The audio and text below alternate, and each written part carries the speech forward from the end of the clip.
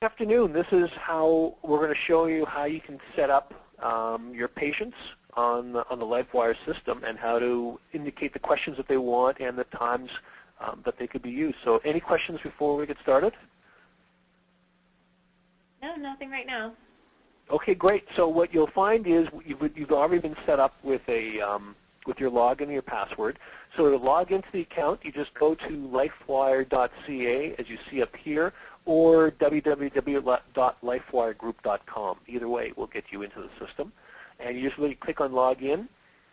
You type in your name. This is for the generic account, so John Smith is the administrator of this account. And you just type it in and hit Submit.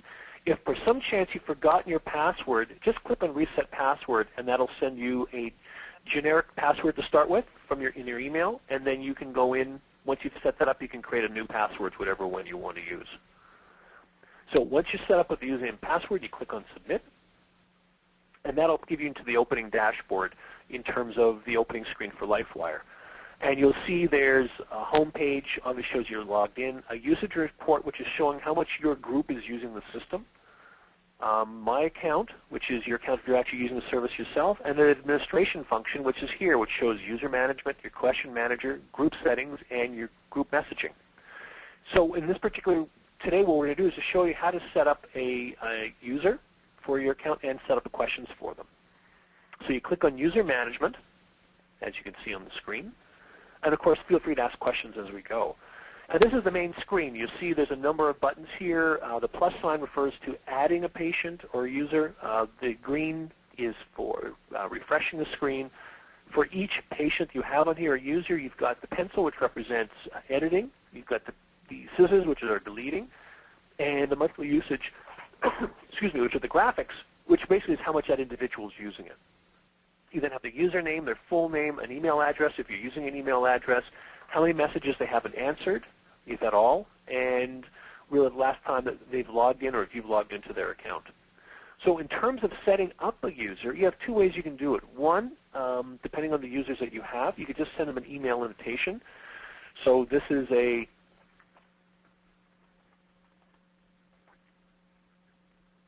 so you just set an email and hit Submit, and that will go off to them and give that individual have the ability to set up their account. Or what actually is happening in most of the cases now are the managers, case managers, or group administrators are setting up the patients individually in advance. And to do so, you just click on the plus sign, and that gives you an open account information. So you have a username. In this case, it will be Joe Smith, because Brother John's already there. It could be any name. It could be username. It could be a patient ID. It's whatever you feel comfortable with. It's also for your identification purposes. When you see them on the screen, you know who it is. So again, this is Joe. This is Smith. They're part of the demo group, which is what this group is. The time zone is, in this particular case, we're going to be in Eastern Standard Time. So you just use the pull-down menu, and you go to Eastern Standard Time. Click on that. The email address, in this case, we're not going to be emailing back and forth, so you just type in none. And you'll see a button here which is for send confirmations. What that does is for every time a user responds to a message, that sends an additional message to the user, basically confirming they're using the system. It could be confirmation of the actual input. It could be a motivation message, whatever you want to send to them. What we found is the group admins have it on for a while. Sometimes they turn it off for a while for when the users are comfortable using it. They put it back on again when they want to send specific motivation messages or when they've changed some of the interactions. It's really your call as to how many messages you want to send. In terms of this button here, the non-response notifications, what that is used for is if a user doesn't respond to a certain number of messages, this is a counter, and once they've reached that point, it then sends an additional message to the user.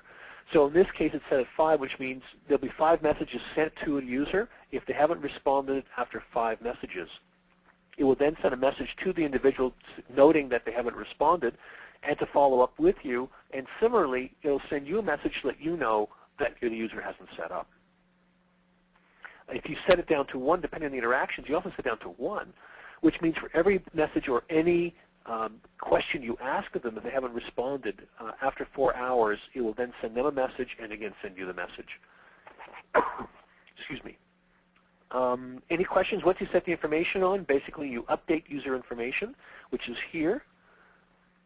And as you see, the screen now changes. You have all the other functions are thrown onto the system for an individual to create. You have phone numbers, emails, user questions, personal reminders, and notifications, and we'll talk about all these in a second. In terms of phone numbers, this is where you put down a person's phone number. Again, the plus sign is just for adding information. So you would do, let's say it's 1,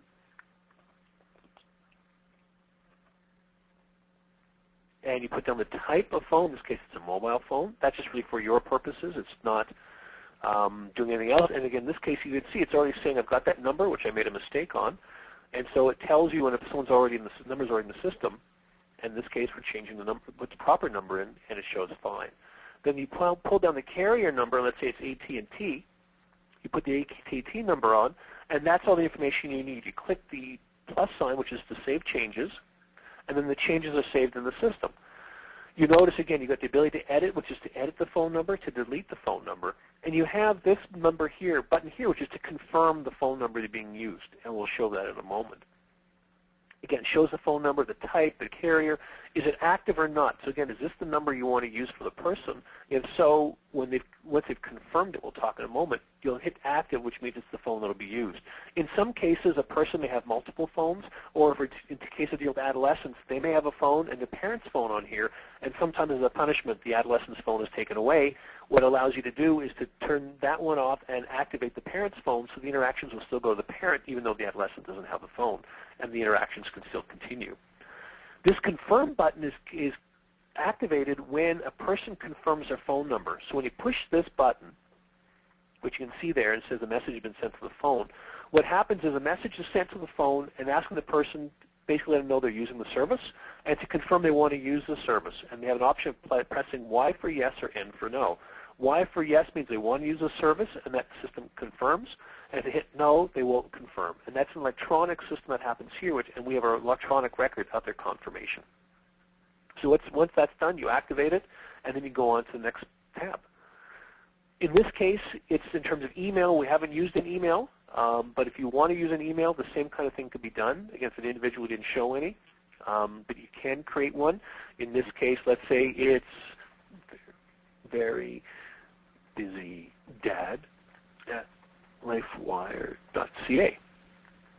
And that's the email I want to use. I'm going to hit yes. And then the question is it confirmed? You get the same option to confirming the emails, which you click on the envelopes, and it goes off for confirmation link. And in this case, the primary one is going to still be this one we called here, but I'm going to be notified. So when the patient goes above certain preset thresholds, which will show you how you set up, that'll send a notification not only to the patient and not only to you as a group manager, but also send it to me. And in this case, it's a very busy dad. So you can put third parties in here to the extent that they have agreed to be used for notifications and that they want to be notified as well. Any questions so far? No, it looks pretty easy. What if somebody's phone number, I've clicked on confirm and it doesn't come back, instantly with a green check? What happens is we monitor the system. It could be they're not on the phone at that time, or sometimes, depending, and if you know that they're there, it doesn't come back. Sometimes the information we have been given is incorrect, or you've been given, which could be in many cases. In fact, 95% of all the issues we run into with LifeWIRE is the wrong phone number is the wrong mobility company. And there's two ways you find that out. One is either you can confirm with the individual, but sometimes our system kicks out reports, and then our client services group will follow up when they've noticed that something has happened. And they can follow up with you as well to let you know if a number hasn't gone through or not, because we get our own internal messages that say a message hasn't gone through, and we would follow up that way. But certainly if it happens, feel free to follow up with the client services to say, look, we sent off this message, we haven't got a confirmation back. Invariably, it's either the individual hasn't had their phone turned on, or they haven't responded, or it's a wrong message, a wrong number in the first place. Okay. Does that help? Yes, thank you. So we've gone from, so we've set up the account, we've set the phone number, we've set the emails, and now it's setting up the questions. And so in this particular case, again, send the questions as before. You hit the plus sign. Now, in the various clients, we already have preset questions that are built into the system that have been already designed when we create the system for your group. So in this particular case, you have a number of questions. One is, have you taken your blood pressure medication this morning? What was your blood pressure? And did you ride 100K this week? And so you just choose the question. And in terms you choose the interaction, whether it's text message or email. Invariably, most clients get our text message. You click on that's active, and that means it's a question you want to use. Otherwise, when you hit inactive, that means the system's not going to use it. You choose the interval that you want it to go.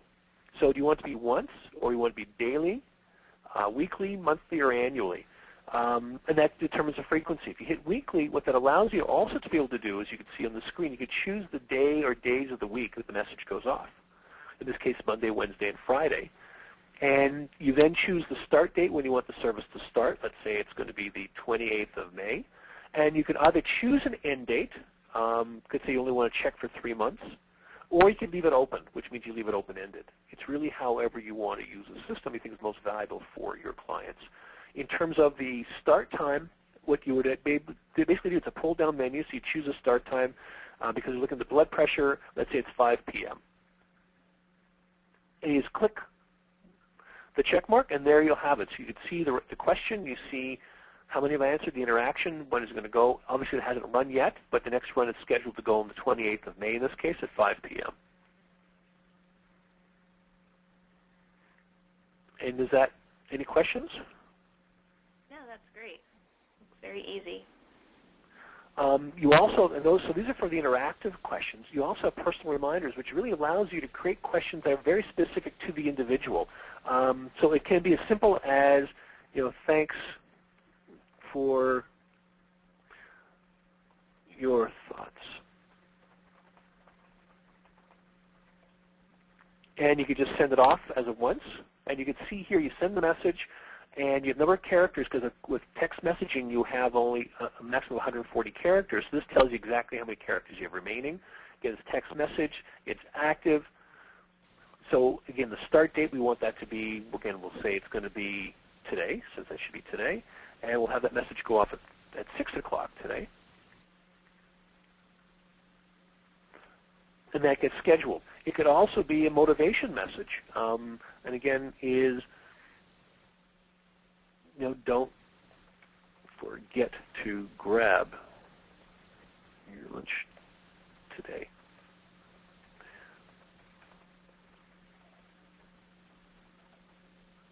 In the afternoon. And I'm using that because that's what my wife insists I put in the system. And again, but this is, again, text message. It's active. I want to do it daily. And again, start it today. And in this case, we don't want an end date. Just want to go every day, and that should go off at noon every day. Of course, the start date would have to be the 28th in this case. And you click create it, and then that's all you really need. And that is a very, very quick overview of how the system can be used and how you can set up for an individual. Now, there's other modules that we have in terms of creating for other questions and creating the questions for this kinds of interactions, but this was designed really to help give a quick overview of how to set up a question.